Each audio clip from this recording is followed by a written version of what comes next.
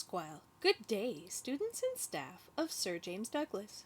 My name is Andrea Fritz of the Layaxan First Nation, and this is one of my Coast Salish tales. It is in fact the story that the students overwhelmingly picked to be the subject of your school's mural. This story is called Smuy, Spaal, and the Red Snow.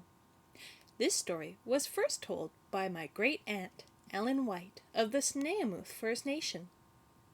As you can see, the mural was made on the house front of a Coast Salish plank house, and depicts Smuy, the young deer, Spaal, the tricky raven, dried salmon, a red berry, and red water flowing from the pile of red snow at the top. To fit on your school, the mural was done on half of a house front, with the doorway and roof visible. This type of house would be made from cedar planks.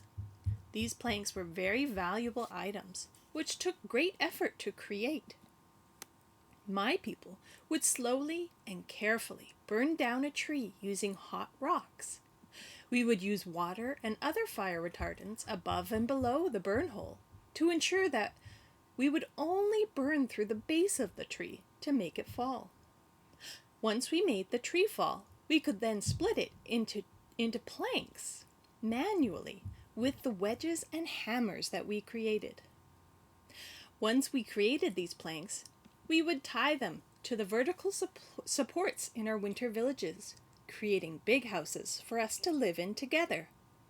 When summer came along, we would take down our planks, put them in our canoes, and take them with us to our summer camps, where they were used to make smaller, temporary houses wherever we were collecting food. So whenever you see a plank house such as this, remember how important they were to my people, and how they show my people's ingenuity and resourcefulness for how we lived. Huychqu. And now, the story. One day, Smuy, the little deer, went to his food stores. He saw that there were no more dried salmon, elk, or fern roots left. The only food he had was half a basket of berries. What am I going to do? It's a long time before Cousin Salmon swims upstream, or before the fern roots begin to grow again. What am I going to eat? Smuy looked up and saw Cousin Spaal flying by. Why will Spaal not share with me? I share with him, but all he does is trick me. How can I get him to share with me? I know, Smuy said as he headed back into his house with his berries. That night, Smuy began to mash the berries while he sang.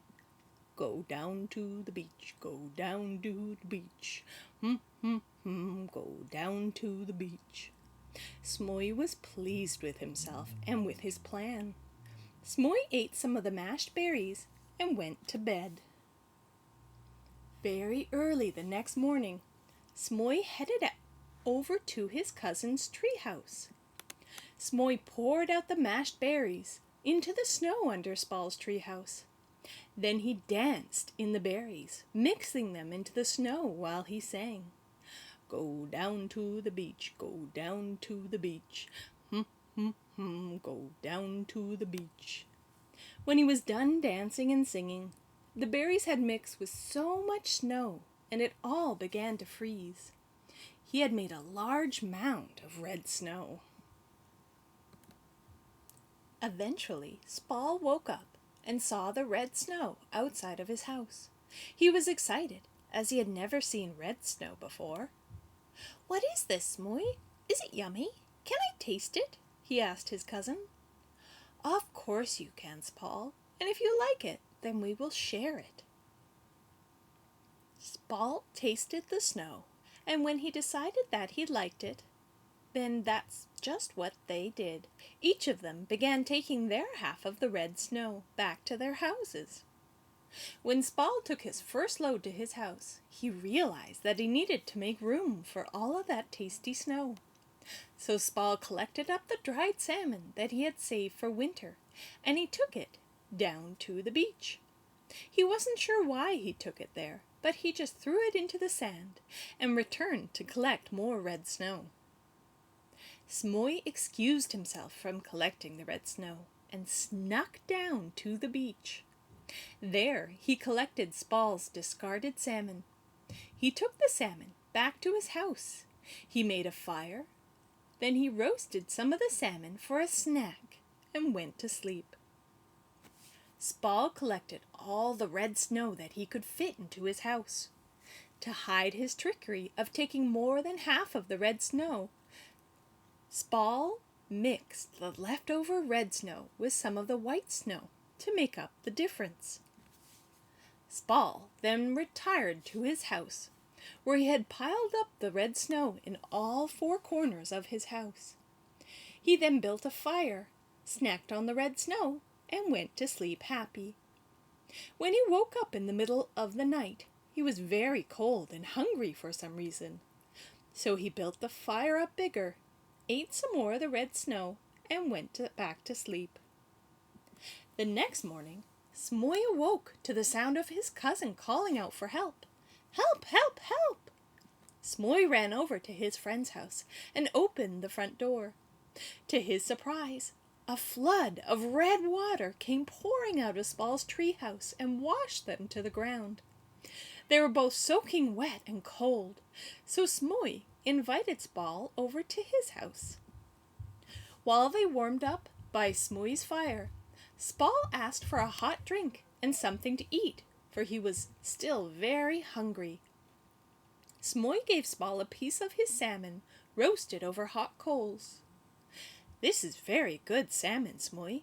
It tastes just like my salmon," Spaal exclaimed in amazement. "Do you think that I could have some, as all my food is now gone?" "Of course," Smuy said. "Oh, Huychqu, Smuy, Huychqu." Spaal flew home with some dried salmon. Spaal was so happy to have a clean home that smelled like berries that he forgot that he only had half the amount of salmon that he had yesterday. Even more than that, he was happy to have a friend like Smuy who shared. The end. I would like to say Huychqu. Thank you to each and every one of you for listening to this important story by my people. Take some time now to discuss with your teacher what you think some of the lessons are we can learn from this story. What do you think you would have done differently? I hope to see you all again soon. He'e with smuneem, which means goodbye, children of the community.